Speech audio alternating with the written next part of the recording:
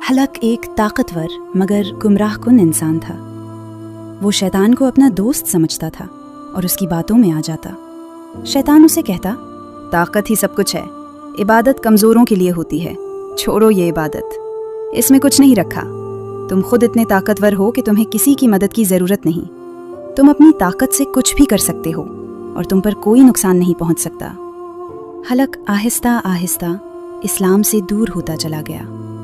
एक दिन गांव में जब लोग उसे नमाज की दावत देते हैं तो वो मस्जिद के बाहर खड़ा हो जाता, नाचता और हंसता और दिल में तकब्बुराना अंदाज में कहता है, मुझे नमाज की ज़रूरत नहीं और ना तुम्हारे अल्लाह की। गांव में तबलीगी जमात के लोग नरमी और मोहब्बत के साथ दीन की बात करते, मगर हलक उनका मजाक उड़ाता।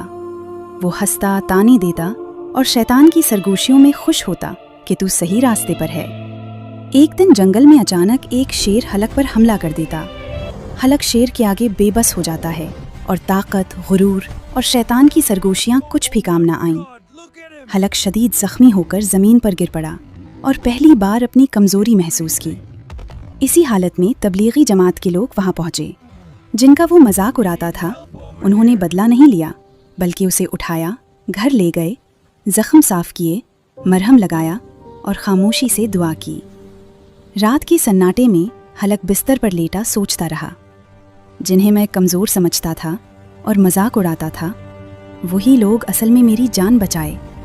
उसका दिल रो पड़ा और अल्लाह की याद दिल में उतरने लगी। अगली सुबह हलक मुकम्मल तौर पर बदला हुआ था और वो तबलीगी जमात के साथ खामोशी से मस्जिद की तरफ बढ़ा और तबलीगी जमात वालों को बोला कि आप लोगों ने मेरी जान बचाई, अल्लाह के नेक लोगों, आपका बहुत शुक्रिया। मैं भी आज से आपके साथ मस्जिद जाकर नमाज पढ़ूंगा। पहाड़ी रास्ते पर चलते हुए हलक ने आसमान की वुसअत देखी और समझ गया, असल ताकत जिस्म में नहीं बल्कि अल्लाह की इताअत में है। हलक ने अल्लाह का शुक्र अदा किया कि वो दोबारा सीधे रास्ते पर आ गया है। शैतान पीछे रह गया और हलक ईमान के सफ़र पर आगे बढ़ गया। Thanks to God.